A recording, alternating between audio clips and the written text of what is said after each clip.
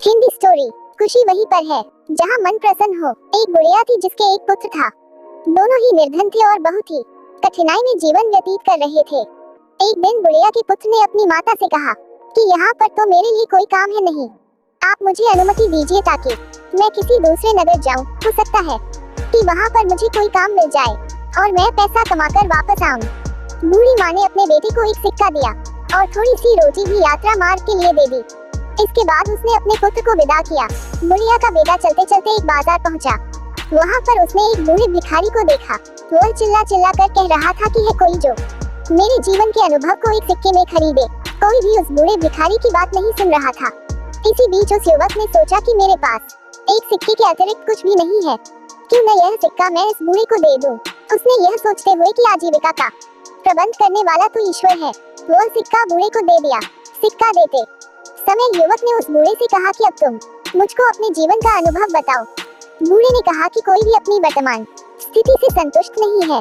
वह सोचता है कि इस स्थान से किसी दूसरे स्थान पर जाऊं ताकि मेरी स्थिति बेहतर हो जाए। बूढ़े ने कहा कि मेरे हिसाब से तो वह स्थान उचित है जहां पर मन को शांति मिले, प्रसन्नता महत्वपूर्ण है कि स्थान। बूढ़े की बात सुनने के पश्चात युवा आगे बढ़ गया और चलते चलते एक जंगल में पहुंचा। वहां पर उसने देखा कि बहुत से लोग एक कुएं के किनारे जमा हैं। उसने उन लोगों से पूछा कि क्या हुआ। लोगों ने कहा कि इस आशा के साथ हमारा कारवां यहाँ पर आया था कि इस कुएं से पानी निकाल कर पिएगा। अब हम स्वयं प्यासे हैं और हमारे पशु भी प्यासे हैं। हमने कुएं से पानी निकालने के लिए कई बार रस्सी में बाल्टी बांधकर कुएं में डाली और हर बार रस्सी टूट गई और बाल्टी कुएं में गिर गई।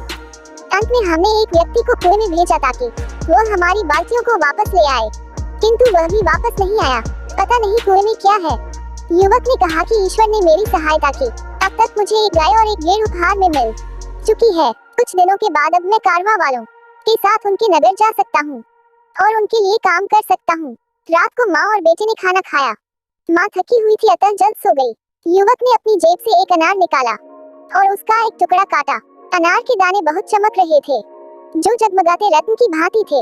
युवक को पता चला कि अनार के दाने बहुमूल्य रत्न हैं। यह जानकर वह बहुत खुश हुआ। वह कारवां के साथ यात्रा पर नहीं गया। उसने कुछ रत्न लिए और उन्हें जाकर बाजार में बेच दिया। उनसे मिलने वाले पैसों से उसने एक दुकान खरीदी और व्यापार आरंभ किया। जब भी लोग किसी ऐसे व्यक्ति को देखते हैं जो अनुपयुक्त स्थान पर रहता हो या उसकी आय कम हो और बड़ी कठिनाइयों में जीवन व्यतीत करता हो, लेकिन इन सब के बावजूद भी वह प्रसन्न हो, तो लोग यह कहावत दोहराते हैं, कुजा खुशस्त आंजा के दिल खुशस्त, अर्थात खुशी वहीं पर है जहाँ मन प्रसन्न हो।